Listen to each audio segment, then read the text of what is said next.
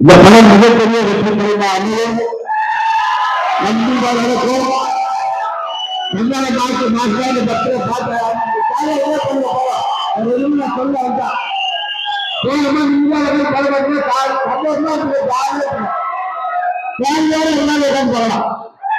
இது நல்ல படம். நல்ல சுத்தமாக பேச வேண்டாம் நம்ம பண்றாங்க. என்னப்பா ஆளுதான் நிஜமா சொல்றேன். ரொம்ப அற்புதமான படம் இது. எனக்கு ரொம்ப மன சந்தோஷம். எல்லாருக்கும் அந்த சவுண்ட் போற அந்த கெட்டப்பு சூப்பரா இருக்கும். எல்லாருக்கும் கெட்டப்பா இருந்தா இது எங்க ஹீரோ எல்லாம் நிஜமா சொல்றேங்க. ஹீரோ அந்த படத்துக்கு மிகப்பெரிய பிளஸ். படம் சூப்பர். எங்க டைரக்டர் கலக்கல. மற்றபடி தோற்றத்தில் எல்லாம் இந்த படம் சம்பந்தப்பட்ட அத்தனை பேர் நடிகர்கள் எல்லாரும்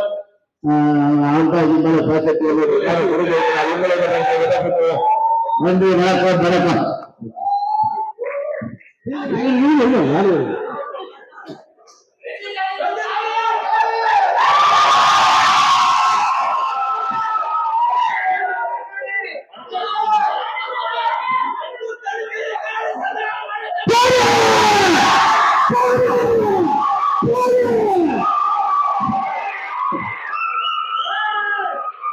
வருகை தந்துள்ள உங்களுக்கு வணக்கம்.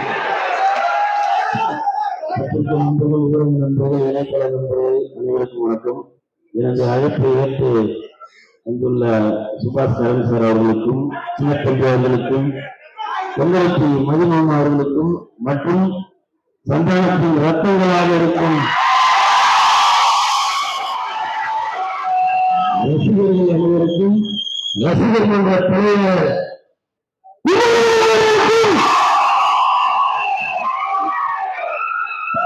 வணக்கத்தை தெரிவித்துக் கொள்கிறேன். வடக்குப்பட்டி ராமசாமி, உங்களை பொறுத்த வரைக்கும் வடக்குப்பட்டி ராமசாமி. ஆனா எனக்கு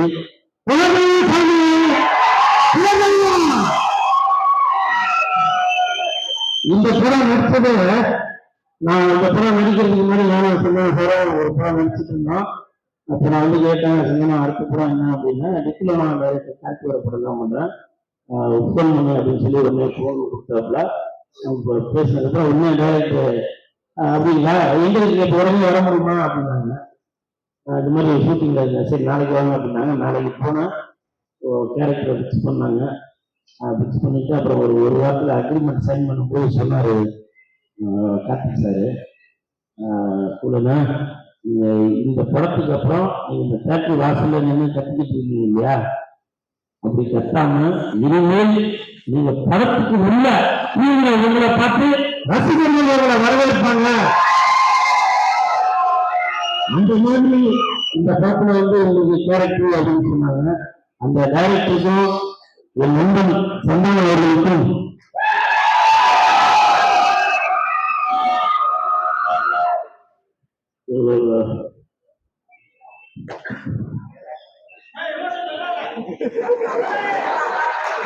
இதெல்லாம் எல்லாருமே சொல்றாங்க.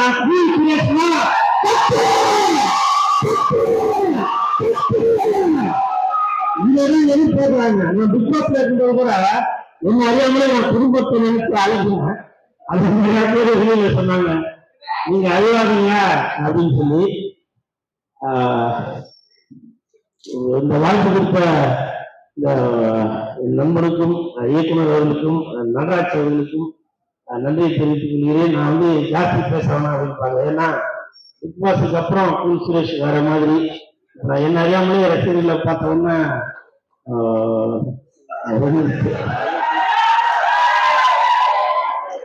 இருந்தாலும் என் நண்பனுக்காக எந்த பெருங்கள்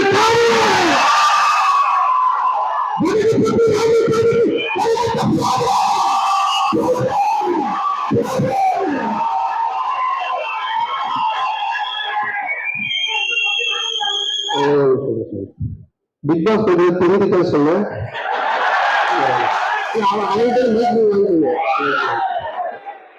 இல்ல, இத நடவடிக்கை வெளியே வைக்கப்பட்டதான் சொல்லுவோம். நேற்று கூட டபுள் ஆயிட்டு சொன்னோம். என்ன சொன்னாலும் இல்ல நேற்று டப்பிங்ல பார்த்து சொன்னேன். இல்ல சந்தானம் நான் பிக் பாஸ் பத்தி தெரிஞ்சுட்டேன். அந்த மாதிரி கத்துறது பேசுறது நான் இங்க நிக்கிற சந்தானம் சொல்லி அங்க விடுறோம். அதாவது பிக் பாஸ் வந்து வெளியே வந்தோன்னு எனக்கு ஒரு ஃபோன் பண்ணான். இந்த மாதிரி சந்தானம் வெளியே வந்துட்ட பிக் பாஸ்ல இருந்து ஷால்வை மாலை போடலாம் அப்படின்னு சொன்னான். சரி வேற ஆபீஸ் வேற ஆபீஸ் என்ன இருக்கு அப்படின்னா ஷால்வை மாலையை எடுத்துட்டு வரலாம். எடுத்துட்டு வந்துட்டு அந்த ஷால்வை மாலையும் ஏன் கையில விட்டு அவன் போட்டு கூட்ட சொல்லிட்டான். அங்க இருந்து பிஆர் சார் சொல்லிருக்கிறான், சார் வந்து வெளிய அவர் சொல்லிக்குள்ள அப்படின்னாரு. மாலை சால்வை போடணும் அவரு என்ன மாதிரி நாடா வீட்டுக்கு அங்க போனா அவர் கையில் விட்டு போட்டுக்கணும். அதுக்கப்புறம் மாலையை விட்டுட்டு சால்வை போட்டு விட்டுட்டு போயிட்டான். சோ இந்த கேரக்டர் கூட டாக்டர் சொன்னாரு, படத்துல பார்த்திருப்பீங்க பாடையில படுத்தின ஒரு கேரக்டரா தான் இருக்கும். படம் ஃபுல்லாவே பாடையில படுத்திட்டு அதுல இருந்து ஒரு பப்ளிசிட்டி போயிடுவான். 10 நாள் கொடுக்கணும்னு சொல்லுவோம். ஆனா பாடையில படுத்து ஒரு பப்ளிசிட்டி தராம ஒரு கேரக்டர் எழுதிருக்கோம். யாருமே பண்ணலாம் எதுக்கு யோசிக்கிறேன் நம்ம கிட்டதான் சொல்லுவாங்க. சோ இது வந்து ரொம்ப நல்ல கேரக்டர். ஆனா ஆக்டர் பூசி இல்லாம இந்த படத்துக்கு அப்புறமா பூசி சொல்லி வேற ஒரு பேர் கிடைக்கும். ஏன்னா காந்தி தெரிஞ்சு அவரோட பூசை ரொம்ப நல்லா ஒர்க் ஆயிருக்கு. ரொம்ப நல்லா பண்ணிருக்கேன். பட் வாழ்த்துக்கள். ஆனா சொல்லாம கொஞ்சம் மாத்துக்க ஹீரோவான இருந்து பெறன்னு நினைக்கிறேன். அவங்க ப்ரொடியூசர் அவங்க எல்லாரும் வேற தூக்கி வந்து அவங்க பேர் நிறைய சொல்லவே இல்லை. என்னுடைய அழைப்பு என்னுடைய அழைப்பு ஏற்று வருகிறது அப்படின்னு சொன்னான். நீங்க நாங்க தான் இவனே கூப்பிட்டுருக்கோம். இன்னொரு முறை யாரை கூப்பிட்டுருக்கோம். அந்த மாதிரி அந்த சேஷன் ராமா இது வந்து 70 பீரியட் பிலிம். எங்க பார்த்தாலும் அங்க எல்லாத்தையும் பீரியட்ஸ் பயங்கரமா பண்ணியிருக்காரு. இவருக்கும் மாறல உடம்பு சரியில்லையா. மாறல காம்போ கூட ஏழு நீங்க பார்த்த மாதிரி அப்புறம் பாரிசாலையில பார்த்த மாதிரி இவரோட போஷன் ஹைலைட்டா ஒர்க் ஆயிருக்கு. பரதநாட்டியம் பார்த்திருப்பீங்க. கண்டிப்பா விருந்து சிரிப்பீங்க. அந்த அளவுக்கு ஒரு ப்ரோஜெக்ட் ஒர்க் ஆயிருக்கு.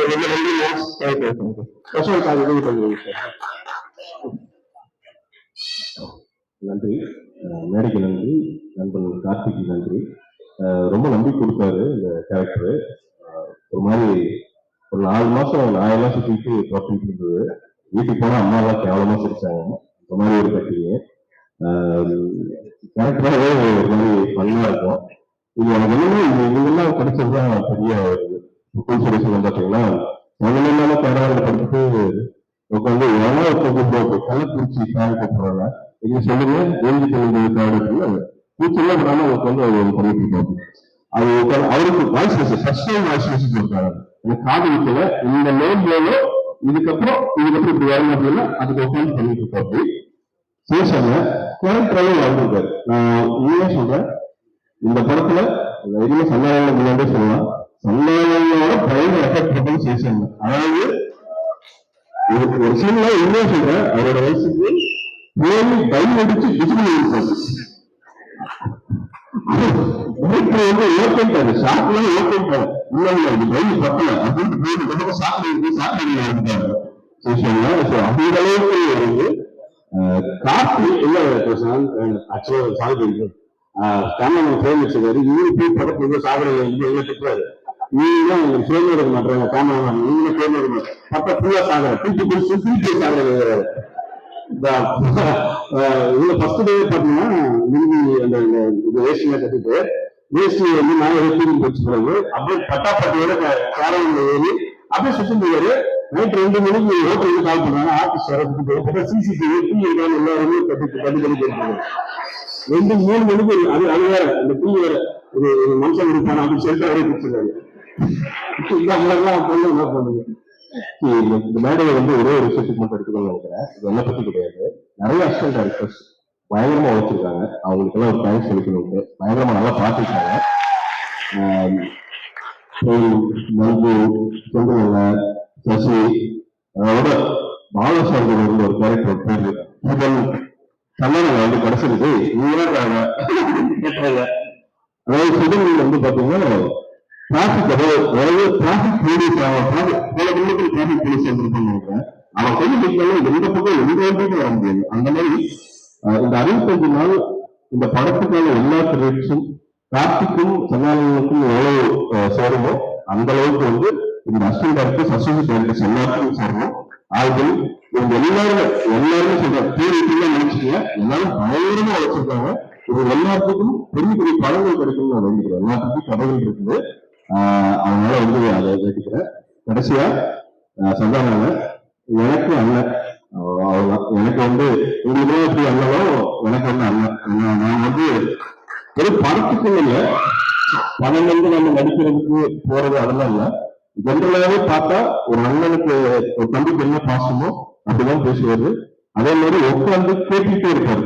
அதாவது சரி பிரசாந்த் இன்னைக்கு என்ன பண்ண சொன்னாங்க டைரக்டர் தீய சொல்லியிருக்காங்க, அடுத்து எல்லாம் உள்ள சொன்னாங்க நான் சொல்லியிருப்பாங்க. ஏன்னா டைரக்டர் வந்து டைரக்டர் கொஞ்சம் சுடுதண்ணி போட்டு டாக்டர் பண்ணுவார். எல்லாத்தையும் டாக்டர் தான் அவ்வளவு வேலைகள் இருக்கும். அது அவ்வளவு கூலா சொல்லிட்டு பார்த்துட்டே இருப்பாரு.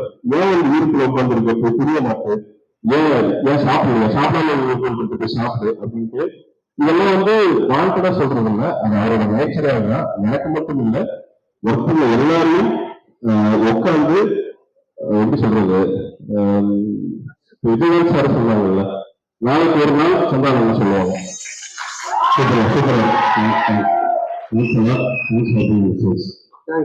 பிரசாந்த் ரொம்ப சந்தோஷம். பெரிய வார்த்தைகளா சொல்லிருக்கீங்க, ரொம்ப நன்றி.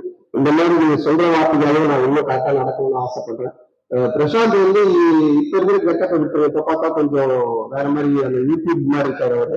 நீங்க படத்துல பாருங்க, அம்மனு ஒரு கேரக்டர் பண்ணியிருக்காரு. இதுக்கு வந்து பாய் பெஸ்ட் சொல்லி அது பயங்கரம், யார் பார்த்தாலும் பாய் பெஸ்ட் அப்படின்னு சொல்லிட்டு இருந்தாங்க. எனக்கு தெரிஞ்சு எல்லா பழைய நடிகர்களுக்கும் ரீப்ளேஸ்மெண்ட் மாதிரி இப்போ ஒவ்வொருத்தரும் நம்ம சொல்லுவோம், இந்த மாதிரி இருக்கலாம் இந்த மாதிரி. அந்த மாதிரி பார்த்தோம்னா செந்தில் சாருடைய அந்த ஒரு ரியாக்ஷன்ஸ் இருக்குல்ல, அது வந்து பிரசாந்த் வந்து ப்ராப்பரா செட் ஆகும். யாரு என்ன பேசினாலும் யாரு என்ன சொன்னாலும் ஒரு ரியாக்ஷன்ல கவர் பண்ணிட்டு போயிடுவாரு. ஸோ அது வந்து இந்த படத்துல அம்முக்காக ஒர்க் ஆயிருக்கு. இந்த படத்துக்கு அப்புறமா நீங்க வீட்டுல பாத்தீங்கன்னா குட்டிஸா இருக்காங்க இல்லையா, பொம்பளை பொண்ணுங்களா இருக்காங்கன்னா கண்டிப்பா ஆம்பளை பசங்களை பார்த்தா அவங்க கொஞ்சம் வெளிப்பேற்றணும் சொல்லணும்னா அம்மு யாரா அம்மு போறா அப்படின்னு கண்டிப்பா சொல்லுவாங்க. அந்த மாதிரி ஒரு விஷயம் இருக்கு. கண்டிப்பா இந்த படத்துக்கு அப்புறம் அவரோட கேரக்டர் பேசப்படும். அப்படி ஒரு நடிகை. ரொம்ப நன்றி பிரசாந்த். தேங்க்யூ.